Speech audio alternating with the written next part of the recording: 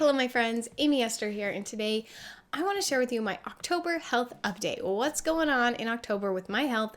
As you know, I have several chronic illnesses, including POTS, SIBO, endometriosis, PCOS, fibromyalgia, chronic fatigue syndrome, mast cell activation syndrome, Hashimoto's disease, so many things going on. You can learn all about them in the links in the description below if you want more information about each chronic illness.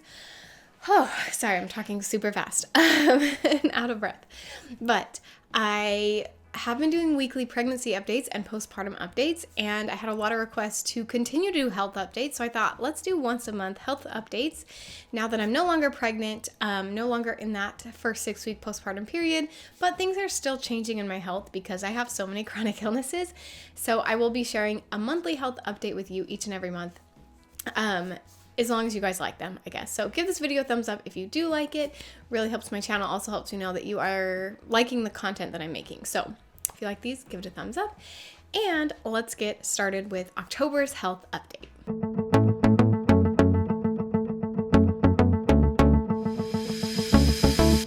Let's start with mental health. So I definitely don't feel like I'm dealing with any postpartum depression, which is a huge blessing. I know how hard depression can be. I had pregnancy depression at the beginning of my pregnancy. I had just general life depression when I first started getting sick. And I really am so happy that I'm not dealing with that. But I am a little overwhelmed right now.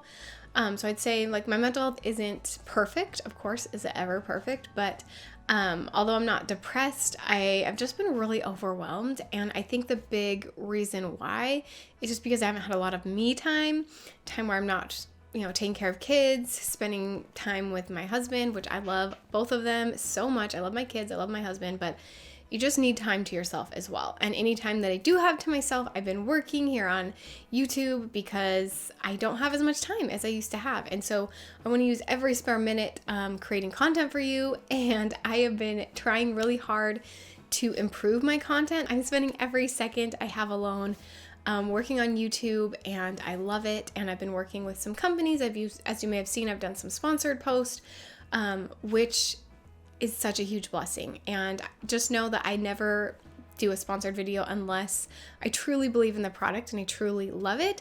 But it is a huge blessing to make a little bit of extra income, because although I didn't start this channel to make money, I did it because I want to share my story with you and I want to help you.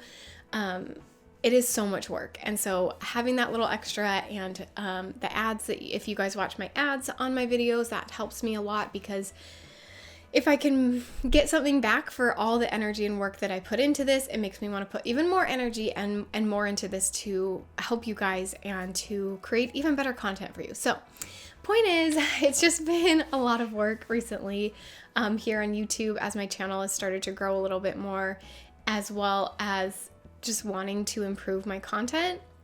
And then just being a mom of 2 and having a toddler and a newborn, it's hard to find time. In fact, it's Saturday, luckily, today, so my husband's watching my newborn while my daughter takes a nap, and this is some of the only time I get to sit and film. So, been a little overwhelmed, but I would say if I wake up early, that's the time that I'm able to have to myself, where I can read and journal and take a long shower where I don't have to feel super rushed to get out of the shower and go help someone or nurse and change a diaper and do all those things. So I go to bed around 9. My husband feeds him at 10 or 11, and he doesn't wake up till 5. That is the perfect time, because then I feel like I've gotten enough sleep where I can just get up and start my day. But like last night, he woke up around 4, and that's just not quite enough sleep. I know it's only an hour, but that last hour of sleep, it just makes a big difference. And so I went back to sleep, and then of course slept until 7 and didn't wake up. So I haven't got my morning time every day, but I have to say the days that I do, I feel so much better. I feel happier. I feel like I'm a better mom and wife because I have that time to myself where I'm not stressed and I just get to relax and rest. And it's been beautiful on the days that I get that. But I don't always get that. And so hopefully my little one starts sleeping longer. Say some prayers for me that he starts consistently sleeping till at least 5 so that I can get up and have some time to myself. But it's just a little overwhelming. There's just a lot to do in the day. And even though I have babies who sleep a lot and all of that, it just still seems like I just never have enough hours in the day to do all the things I want to do, because I like to do a lot of things, even though I'm always sick. Mentally, that's how things are going. Physically, I've been doing pretty good. Today is actually not a good day. I'll talk about that in a minute, but I've been doing pretty good. So the big change this week is I started eating paleo.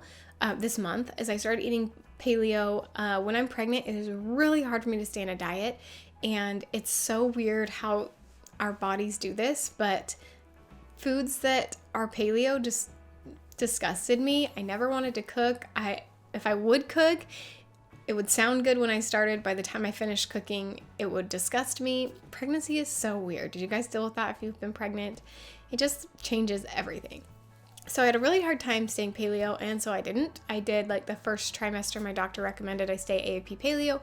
Then I stopped the second and third. And so as I had my baby, I was kind of just in newborn stage trying to figure things out, and I didn't want to stress about food too much, but my husband and I both started to notice that my health was not doing super well. I was really fatigued and tired, and my POTS was flaring up, and I just was not doing super well. And so my husband suggested that I go back on a paleo diet, and definitely agreed that was probably the right thing to do. I didn't really want to because I was kind of enjoying just not stressing about food, but it definitely has made a difference. And so I'm glad that he pushed me to go back paleo. I'm not doing AIP paleo. It's the autoimmune protocol diet. That was just a little too much to me. It was like a little too big of a bite to chew. I guess no pun intended there, but it was just too much to go straight from eating whatever I want to AIP paleo, because AIP paleo is so strict. You can have nuts, you can't have peppers and nightshades, and is really, really hard. So I decided to go just paleo, mostly paleo. There's a few non-paleo things that I feel like my stomach handles okay and doesn't make me too fatigued. But overall, I'm eating mostly paleo. I posted a video about it actually a couple weeks ago. So that is on my channel. I'll link it down below if I remember. Sometimes I forget to link videos that I say well, so let me know in the comments if I forgot. But I'll try to link that video where I kind of just share like how I've been eating paleo. It's not fancy, but I definitely would say that I am doing so much better. I have a lot more energy when I eat paleo, and I've just been feeling better overall since I changed my diet. So that's been a really good thing this month. And I was doing pretty normal, plain paleo, just vegetables and meat most of the time. And then the past couple weeks, I've really started to try to branch out and try new recipes and try new ingredients that I hadn't tried before. So I have lots of food videos coming out for you because I've been really enjoying cooking more than I ever have before. I used to just really hate cooking. I think it's part of that, like needing kind of some me time. And even though my kids are around and I'm making it for them and for my husband, it still kind of feels like time where I get to just rest and not, just kind of some me time, I guess, to cook. And so I've been enjoying that, trying new recipes. So I will be sharing some with you. I definitely try to make quick and easy recipes because I'm not one who likes to sit in the kitchen all day. One, because I can't stand for too long because of some of my chronic illnesses. And so I can't really just sit and cook, or stand and cook, I should say, for too long. Even sitting and cooking, really hard for me to do. So all of my recipes that will be coming are very quick and easy. I'm really excited to share them with you because I found some really good ones and they're delicious and amazing. So stay tuned for that coming real soon. But it definitely helps me to feel better. And then just a few days ago, actually, I was at my parents' house and I had not eaten dinner.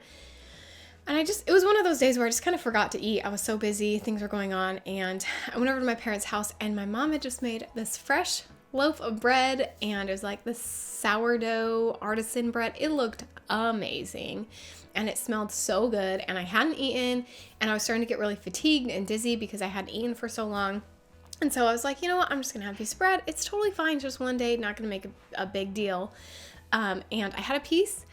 And it was amazing. Thank you, Mama. It tasted so good. But I definitely crashed a few days later. Like the next morning, I felt really fatigued. And yesterday, so it was 3 days ago I ate it. Yesterday, I was just totally out the whole morning. And then today, I've been a little fatigued as well. And it may or may not have been that bread. Like maybe that was just a coincidence that I ate that bread and then totally crashed. But the fact that I'd been eating or feeling so much better eating paleo, and then all of a sudden I eat something not paleo and I totally crash, kind of makes me think that there was a correlation there, and it may have been the bread that I ate that caused that to happen. And I was tested for celiac, so I really don't think I have celiac disease, but if that's a symptom of it, where it's just like immediately after eating it or the next day, I guess it wasn't immediately after. I felt good that night, but it was it was really 2 mornings later when it was really bad. So I had it Wednesday, and Friday morning is when I really crashed hard. So maybe, I don't know, maybe I have celiac and I just don't even know it, but I think it's part of my POTS and just that flaring up. I'm not really sure. But anyway, that happened. And then today I've just been really sick. And my husband, I was telling him, I really need to film this video, but I'm just not feeling good. And I'm so fatigued and tired and I have a headache. And he was like, isn't this the best time to film the video? Because your audience all deals with that too. You don't need to be perfect. And so my hair, by the way, it looks like I did it, but it was just left over from yesterday. My husband and I went on a date last night. And I put some makeup on, but I really just feel terrible today, honestly. I feel a little bit better getting up and doing something just because like mentally it kind of helps me to get up and do something, but my head hurts. I kind of have like some lockjaw going on today. I don't know. Sometimes I get lockjaw on and off. It's super weird. So my jaw kind of hurts. My head is pounding, and I don't know. My face feels really flushed, but I have some makeup on, so I don't think you really see it. But I just feel dizzy and fatigued, and I just don't feel good today. And I don't know if it's the bread, but I'm gonna blame it on the bread for now and try to stick with paleo and just see if that makes a big difference. And a lot of you asked me in my what I eat in a day video if I get stomach aches and bloating from all the vegetables I eat. Yes, of course.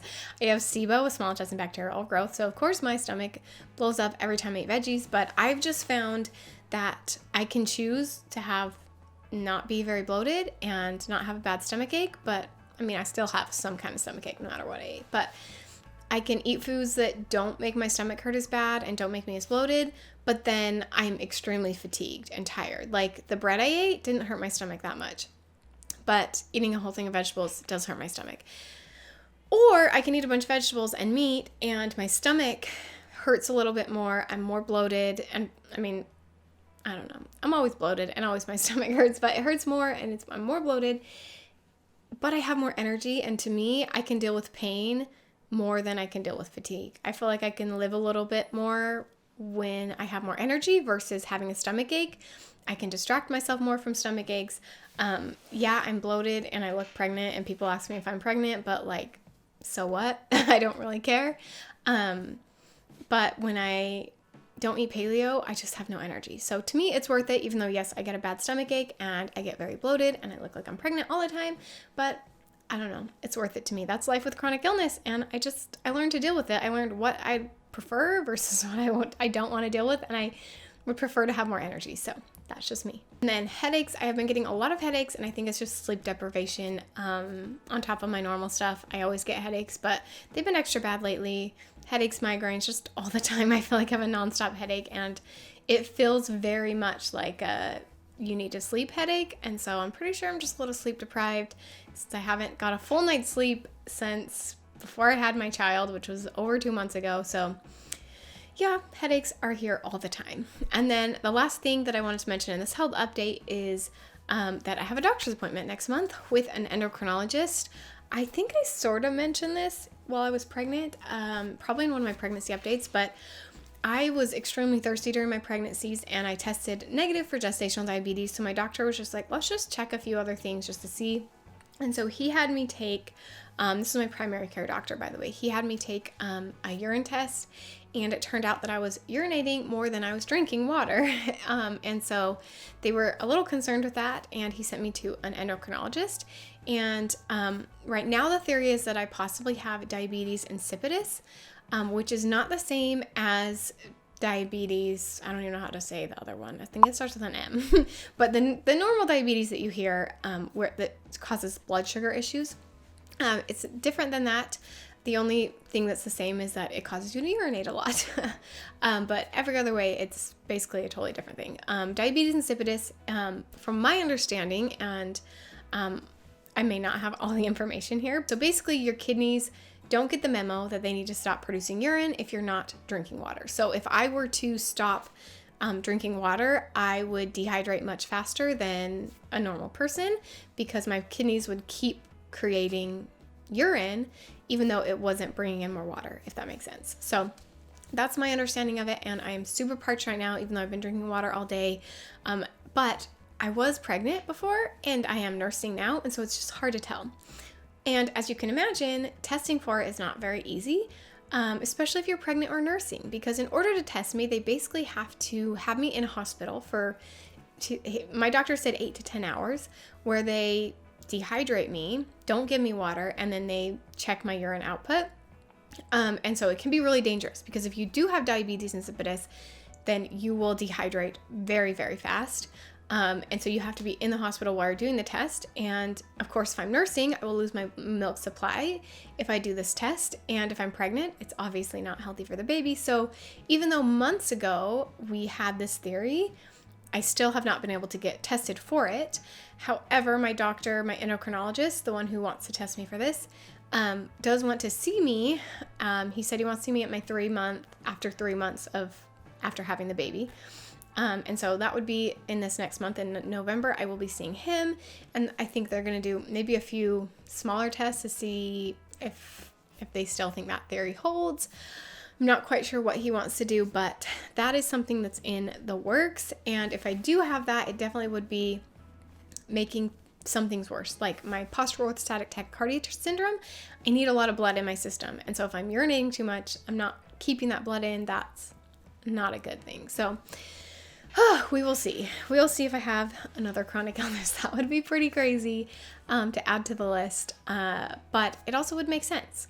However, again, I have been pregnant and I'm nursing, and maybe I'm just super thirsty because of those reasons, and I was just urinating a lot when I took that test, and it didn't, I don't know, maybe I ate a lot of watery foods that day or something.